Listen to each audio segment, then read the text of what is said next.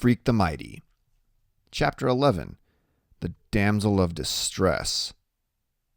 The address on the ID card is placed on the other side of the mill pond.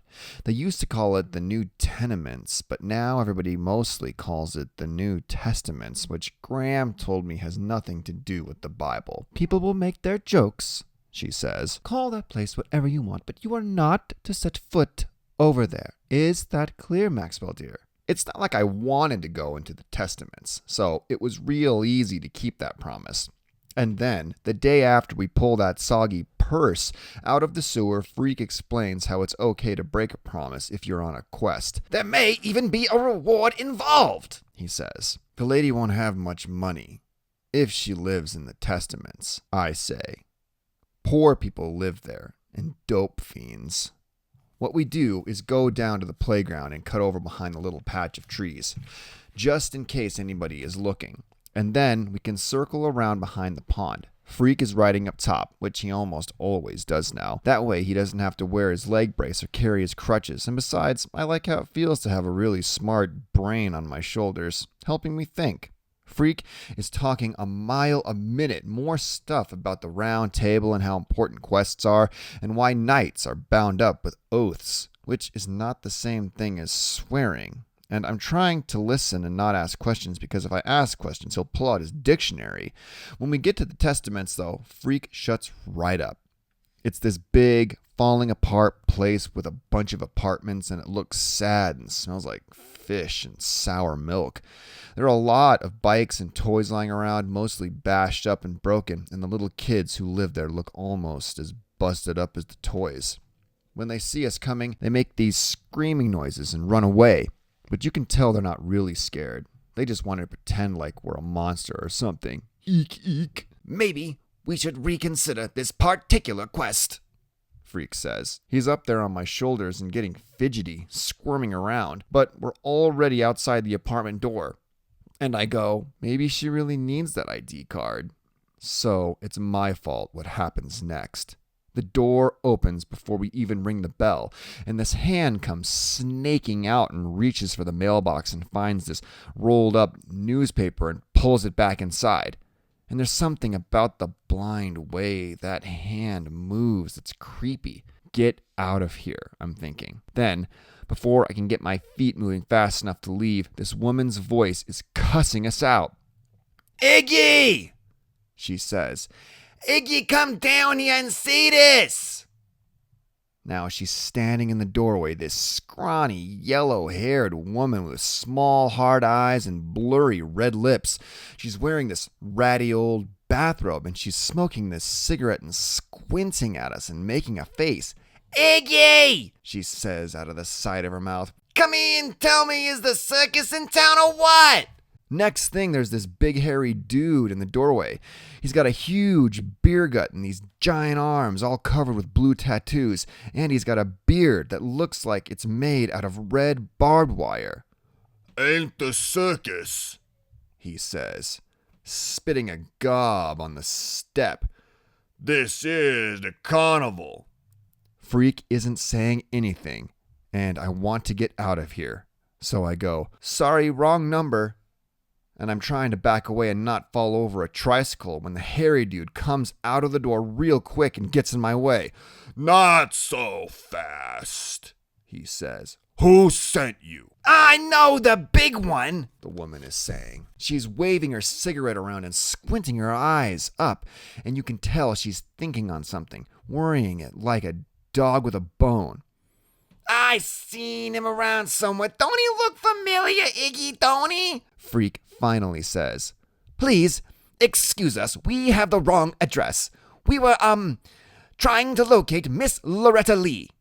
The tattoo dude hears that and he starts to laugh, this fat sound way down in his big belly, and he goes, You hear that, Loretta? This an old flame of yours or what? And he reaches up and pokes me in the chest hard enough to make me catch my breath. And he says, Can't cut your tongue, kid? What is this? A Siamese twin act? All I can think to say is, oops, because we have the right address after all. The squinty woman in the robe is Loretta Lee. And even more important, Iggy is Iggy Lee, and I feel like a total butthead because I've heard of Iggy Lee. He's the boss of the Panheads, this bad news motorcycle gang. "We found your purse!" Freak blurts out, and he tosses down the purse, and Iggy Lee catches it with one hand, and he gives Loretta this secret look like he's going to have some fun here. "You better come inside," he says, looking up at Freak. "You and Frankenstein." "Sorry," Freak says, and his voice is chattery high. "We'll have to decline your kind invitation because we have to leave now." Loretta flicks her cigarette butt at my feet and she says, "Iggy says come inside, you better do it." So we go inside. I have to take Freak off my shoulders so we can get in the door, and that's when Loretta looks at me real hard and she says, "I know that one. It's like a flash from the past, Iggy. You know him?" Iggy isn't paying any attention to her. He's pointing at this ratty chair and he says, "Sit down. It makes me nervous looking up." Loretta comes around and she says, "Don't be making Iggy nervous, not this early in the day. Last dude made him nervous. They had to." "Shut up, Loretta," Iggy says in this real quiet voice. "I'm thinking. Right, he does look familiar." I'm sitting in this chair which feels like it might bust apart, and Freak is right next to me, and I can see he's trying to stand straight, but it's not easy because he's all bent up inside. "Names," Iggy says. Freak clears his throat and he tries to make his voice sound deep and more grown up. "We're sorry to disturb you, but we have to go home now. It's a matter of some urgency." Iggy reaches out and he flicks his fingers at Freak's nose. Whack! I can tell it hurts, but Freak doesn't say anything. He just tenses up. Iggy goes, "I ask a question, you better answer it. Names. I want your names." Freak tells his name and then mine, and Iggy reaches down and pats him on the head. "Very good," he says. "Now that wasn't hard, was it? Next question. Where'd you get Loretta's purse?" Freak tells him we found it in the storm drain. He doesn't mention us dressing up all in black or the Darth Vader costume or anything about knights or quests. "Next question," Iggy says. "Where's the money?" Loretta coughs on her new cigarette and she says, "But Iggy, there wasn't any money." And he goes, "Shut up, Loretta." And she coughs again and shuts up. You can tell she's afraid of Iggy, the way she holds herself tight whenever he says anything. Freak goes, "I've got $2 in change. You can have it, but we have to go home now." Iggy gives him this look like he's thinking seriously about throwing up. And he says, "What is it with you? You've got to go home. We're having a nice little talk here. Don't spoil it." All of a sudden, Loretta jumps up and she goes, Iggy, I got it, Kenny Kane. Remember Kenny Kane?" For a second, I think he's going to hit her, and then he relaxes and really looks at me. And his eyes go wide, and he nods and says, "Sure, that's it, Kenny Kane, you're right. He's a ringer for old Killer Kane. Must be his kid, huh? Sure it is."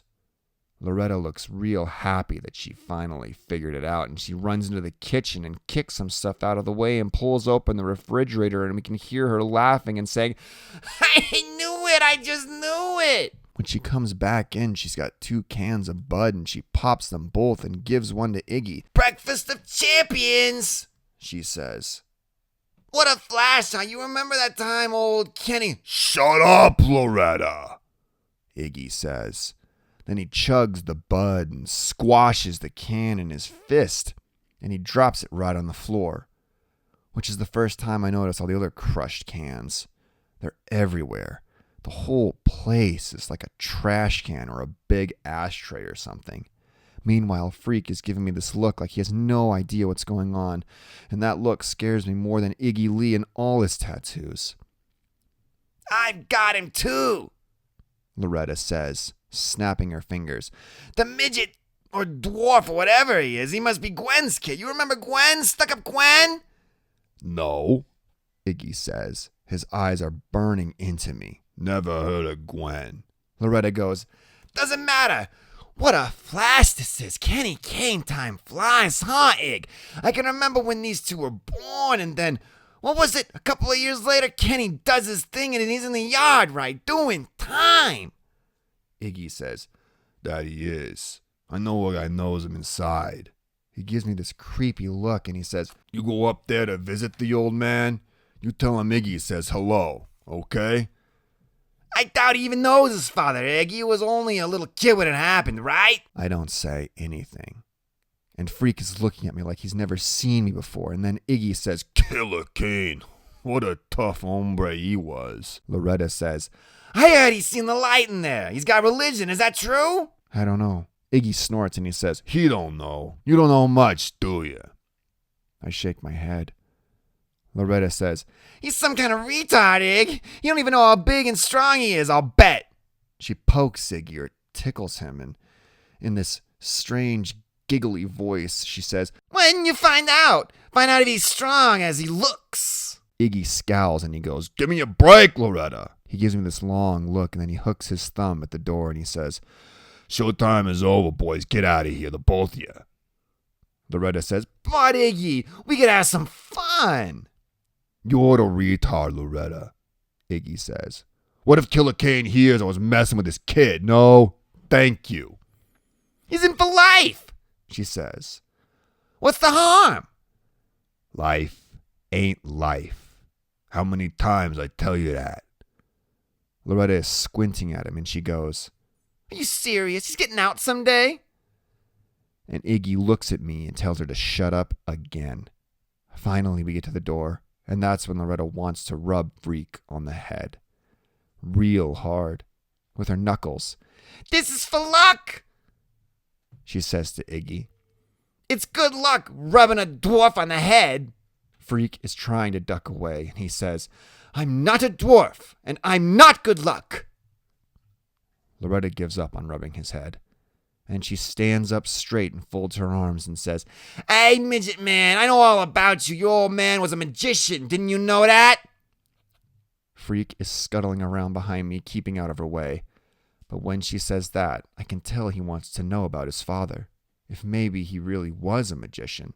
Yeah, Loretta says. Right after you was born, he must be a magician because as soon as he heard the magic words birth defect, he disappeared. A second later, Iggy shoves us out the door.